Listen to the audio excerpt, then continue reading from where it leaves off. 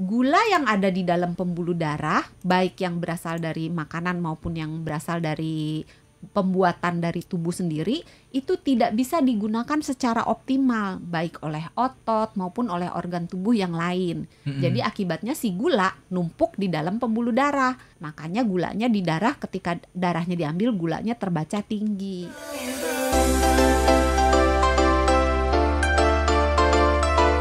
Sehat itu mudah, sehat itu murah. Selamat malam Dokter Santi. Selamat malam Mas Harya.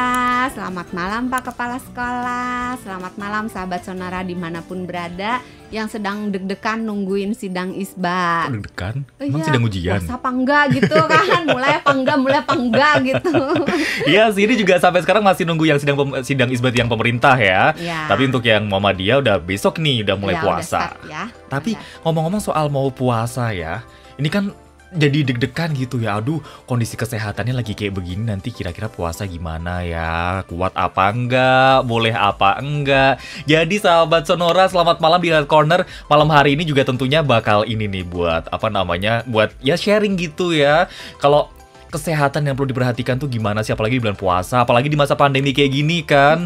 Jaga kesehatan tuh penting banget ya. Iya, karena jangan sampai nanti berpuasa tapi dapat sehari 2 hari terus sakit gitu. Nanti ngutangnya banyak. Males kan bayar utang kalau udah gak bulan mending puasa. Kalau males lupa. Iya, lupa. Nah, kan, denda loh. Denda tuh. Ayo yang sahabat Sonora yang tahun lalu udah lunas apa belum? Udah gak sempet juga ngebayarnya sih. Udah dong, gak ada dong. Ya. Gak ada utang ya. Seingetnya gak ada. Soalnya gak ini ya. Enggak. Apa full semua ya. Mau bilang apa Dokter Santi tadi? Tahu deh kayaknya. Luar biasa Harya. Iya dong. Tinggal nanya nih Pak Kepala Sekolah nih, gimana nih, ngutang nggak? Kayaknya tahu jawabannya deh. Ngutangnya banyak katanya. Waduh, di warung belum itu. Belum lunas katanya, belum lunas. Tapi sahabat Sonora tuh, katanya dia udah siap udah membayar gini-gini, denda. Gitu. Tapi anyway sahabat Sonora, yang bakal jadi concern kita malam hari ini di Health Corner edisi 12 April 2021 adalah tips ya berpuasa buat penderita diabetes. Iya. Kenapa? Karena penderita diabetes itu mengalami gangguan dalam metabolisme karbohidrat. Jadi gimana tuh? Tubuh kita supaya bisa bergerak, supaya bisa berpikir, supaya bisa berfungsi secara optimal, membutuhkan gula. Oke. Gula dapatnya dari makanan. Tidak berarti makanan yang kita makan itu harus gula pasir baru badan kita bisa membuat gula. Tidak. Kalau kita tidak makan gula pasir sama sekali, tidak makan apapun yang manis, badan kita tidak akan lemas karena bisa membuat gula sendiri dari bahan baku yang sudah ada. Berarti nggak kayak vitamin C itu ya? Kalau vitamin C badan kita tidak bisa membuat sendiri, jadi harus dapat dari luar. Nah, kalau gula badan bisa membuat sendiri. Tapi pada penderita diabetes, gula yang ada di dalam pembuluh darah, baik yang berasal dari makanan maupun yang berasal dari pembuatan dari tubuh sendiri, itu tidak bisa digunakan secara optimal, baik oleh otot maupun oleh organ tubuh yang lain. Jadi akibatnya si gula numpuk di dalam pembuluh darah. Makanya gulanya di darah, ketika darahnya diambil, gulanya terbaca tinggi gitu. Nah, sedangkan pada saat berpuasa itu asupan makanan pada saat kita berpuasa betul-betul 0, minum 0, makan 0, sehingga apa yang kita makan itu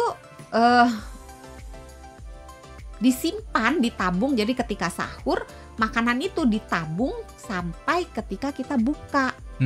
Nah, masalahnya kalau misalnya makanan ketika sahurnya kurang atau obat gulanya terlalu banyak, maka si orang penderita diabetes yang berpuasa ini akan mengalami hipoglikemia, gula dalam darahnya rendah. Atau sebaliknya, masalahnya banyak nih kalau pada penderita diabetes yang berpuasa.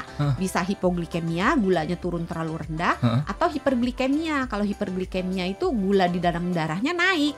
Biasanya terjadinya tuh, tebak kapan? Habis maghrib. Betul, 100. Habis maghrib. Nah, itu kan udah tuh, kalau kita melipir ke jalanan manapun, mau jalan besar, jalan kecil, gang-gang gitu kan, udah bertebaran abang-abang, mbak-mbak yang jual-jual es teh bener, manis gitu kan, es buah, sirup terus apa, warna cendol, merah, sirup, hijau, kuning. warna-warni gitu kan, udah kayak balonku ada 5. Nah, terus belum gorengannya, lontong, belum puasa, jangan ngiler. Enggak, tapi itu kayak gambaran yang real. Iya, pisang goreng dan semua makanan-makanan yang muatannya itu full dengan gula dalam arti karbohidrat ya, dan full dengan gorengan dalam arti lemak, minyak gitu. Dan makanan-makanan seperti itu tuh tidak baik untuk sebetulnya nggak terlalu baik untuk semua orang sih, tapi lebih spesifiknya sebaiknya dibatasi pada penderita diabetes. Nah, ada tips-tipsnya supaya kejadian-kejadian yang tidak diinginkan itu tidak terjadi pada penderita diabetes yang sedang ingin berpuasa. Jadi ini sebetulnya kalau secara total tuh pola makannya banget ya. Sebetulnya yang harus diedukasi itu tidak hanya mencakup pola makan. Tapi Haria benar, pola makan itu 1. 2, makan obatnya. Waktu makan obatnya otomatis berubah. Karena siang kan nggak boleh minum obat. Batal kan kalau minum obat. Kan nanti otomatis minum juga itu. Iya, nggak bisa. Jadi waktu makan obat akan berubah. Dosis akan berubah. Oh iya. Tergantung ada banyak pertimbangan untuk mengganti atau menambah dosis atau mengurangi dosis atau mengganti waktu minum obat sesuai dengan per pribadi. Jadi obat diabetes ini tidak bisa disamaratakan kayak makan nasi sehari 3 kali gitu ya, makan besar, snack 2 kali. Itu rata gitu untuk semua orang. Tapi kalau diabetes obatnya ada yang sehari sekali, ada yang 2 kali, ada yang 3 kali gitu, macam-macam. Terus tadi dosis obat, macam obatnya juga bisa berubah.